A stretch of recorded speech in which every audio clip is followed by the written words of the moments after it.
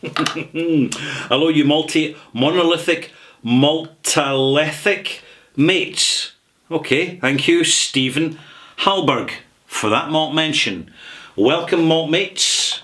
Stephen's provided the malt moment, so we're ready to rumble with Ralphie Review 924 Extras. The X, you see, denotes additional whisky-related and quality spirit-related commentary from me, Ralphie, here in the bothy, somewhere in the Irish Sea, in which I sort of take a little bit of a detour into additional information, knowledge and insight, which you're going to find it really useful in your whisky journey. And I've just started a series of independent bottling reviews. And here's the first one I've reviewed. A cask strength Glen Grant. Unchill filtered, natural colour. So integrity bottling. You may see a little bit of Scotch mist appearing in that glass. But it's light mist. It's delicate mist, not intense mist, because I do believe that these are refill casks, second fill ex-bourbon casks. They're not first fill bourbon casks, because if they were, the vanilla notes would be much more prominent and the cask influence would be much more assertive. Whereas after 23 years, you have a delicate interaction, quite a much more pronounced, articulate, delicate interaction between the spirit, which in this case is single malt Glen Grant, and the wood. And in that interaction, there's an intensity to the wood, but there's also a delicate note, which you tend to get after a cask has already had spirit in it, which has drawn out the easy access flavour chemicals from the wood, and then a new spirit, a fresh spirit goes in, and it has to kind of go in deeper into the wood, because these original easy access flavours from the delivered through the solubility of the alcohol are no longer there.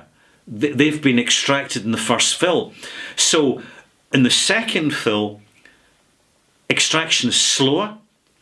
The spirit's going that little bit deeper into the wood to get what's there, and therefore the cask influence is more measured and can be a little more delicate and can comprise the chemicals within the wood. Bear in mind, there's over 600 chemicals in oak wood which contribute towards flavour in a spirit, whatever that spirit may be, whiskey or rum or brandy or cognac or bourbon. And some of these chemicals, they're easily soluble. So they come out right away and contribute to flavour. And a classic example is with American oak, Quercus alba, where the vanilla aspect of the note comes out very quickly. Sometimes a little bit of coconut comes out. And barley sugar note tends to get pronounced in the whisky. But in a second fill or even a third fill, those flavours have already been removed from the wood, so they're no longer there.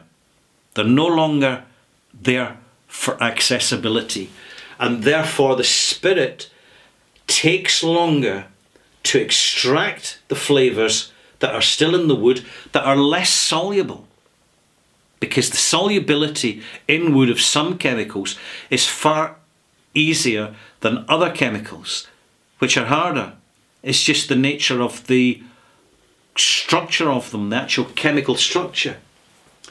And also, you've got the fibrousness of the wood. It will have an impact as well in the size of the cask. It all contributes to maturation being much more complex than you generally realise when you're first starting out. And when we first start out, if we were to start buying independent bottlings and basically trying to jump in the deep end, what we're going to do is just start to confuse our palate. It's not a good idea to do that. We need to give our palates and our nose time to learn, to do the apprenticeship. It will vary between individuals. Some people have got great noses. They've got master blender noses and can get it immediately. But they're few and far between. The majority of people, like me, are slow learners. It's taken me 30 years. My goodness, I was sipping whiskey back in the 1980s. I remember it in the local pub down in Dumbarton Road in Glasgow, sitting with a Bunnahabhain and a pint of ale, listening to the gossip and getting chunted at by an old retired cooper that was trying to sell me samples that he'd nobbled out and stacked up in his garage. You can read about that in my books, by the way. I'm writing another book, and the characters, they get another mention from a different perspective. It's really part of a trilogy. Lovely, lovely, lovely. Really nice, old-fashioned, take it or leave it, warts and all, complex single malt. But this is an independent bottling. I wouldn't recommend that you touch independent bottlings for 2 or maybe 3 years. When you start your whisky journey, go for the readily available single malts. In fact, buy the single malt and buy a couple of blends out the supermarket.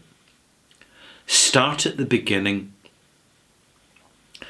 When you start with basic bottlings, affordable bottlings of Chivas Regal 12-year-old and Johnnie Walker Black Label, bottles of Glenlivet 12-year-old, and Auchentoshan Triple Wood or whatever version they're doing. It's a really good place to start because you're getting official versions and official bottling signatures of single malts. Now, the benefit of that is that what you're experiencing is simple to get your head around and simple for your palate to get to know. And it's helped by the fact that it's probably bottled at 40% or 43% if you're in the USA. It's unchill filtered, so it's chill filtered, and it's got some caramel added. So it's just a little bit simplified, literally simplified for you. That's a good place to start. Now, sure, you walk into a specialist whisky retailer and they've got thousands of bottles up in that shelf. And it doesn't matter whether it be bourbon or rye or cognac or rum or whisky. The choice is baffling and bewildering. And if you try and go for something that's high strength, obscure name of obscure distillery, you're just going to end up scratching your head over that bottle and wondering, well, actually, what's going on here? I don't actually understand it. Whereas if you've started really at the beginning with the simple whiskies and stick with them for a bit and then go for something that's heavily sherried, like, say, Aberlour, and go for something that's distinctly peaty, like Caol Ila, then you get an accessible introduction into the different primary styles of single malt, the sherry monsters, the peat monsters. And you get your point of reference from something which your palate can cope with and it can be easily explained to you. And sure, particularly when you're in company and you chat with people about the whiskies, which is the great benefit of a whisky club, it really helps you to compound your self-imposed apprenticeship and your learning experience. And then after 2 or 3 years, go out and buy yourself an independent bottling, but buy a simple one, not a big age statement. Buy something from Signatory, Glenelgin, for example. Particularly if you've got the official bottling there. And Glenelgin official bottling, it's a competent single malt, very easily accessible. So when you have the independent bottling, buy something that you already have an official bottling of, so that you can literally put the glass side by side and you can make an absolute direct comparison with. This is really going to help you get your bearings and help you with the journey, because what I don't want you to do, malt mates, is buy something that is altogether too eccentric, too bizarre, too complex, and you end up just with palate confusion. Not so much in the nose will cope better than the palate, but your palate will just be confused, and you end up, you take the bottle, you say, I don't understand this, let's put it in the back in the shelf, at the back of the cupboard, and we'll leave it for another year. Now that's actually probably a very good thing to do. I hope you found this useful. This is really just more of an in-depth, deep dive, familiarisation, introduction to independent bottlings. Irish whiskey, we're seeing more independent bottlings of that, which is a good thing. The one genre of matured spirits which is very short and independent bottlings is American bourbon. And this is a real shame, because there is such a huge opportunity to promote and develop the enjoyment, appreciation, the diversification of American mixed mash bill spirits through having an independent bottler who can bring you Four Roses, Heaven Hill, Buffalo Trace with an age statement, unchill filtered, cask strength, and these can be magnificent bottlings. They really can. And the thing about the independent bottler is they're not selling to blenders. They're not looking even to just replicate and mimic the official bottlings, because what's the point? They genuinely are there to provide, through sensitive warehouse maturation and through investment in better quality American oak, fresh casks, to actually lift the signatures, lift the calibre of bourbons. And it's just not happening, and it can and it should. And I'm Ralphie from the Bothy, and I'm just saying, that's all. Thank you for watching, you wonderful people. Pop back again for Ralphie Review 925. Oh my goodness, where I will be reviewing a really interesting Caol Ila from a small independent bottler. Lovely stuff, thoroughly enjoying it, and I want to share it with you. It's all part of the journey. It's why you come to the Bothy, and you're always very welcome here. Always very welcome. Just assure me though, just please assure me that you'll always drink modestly and sensibly and not consume too much volume, because you need to do so for the sake of your health. Simple as that. But hey, good luck to you.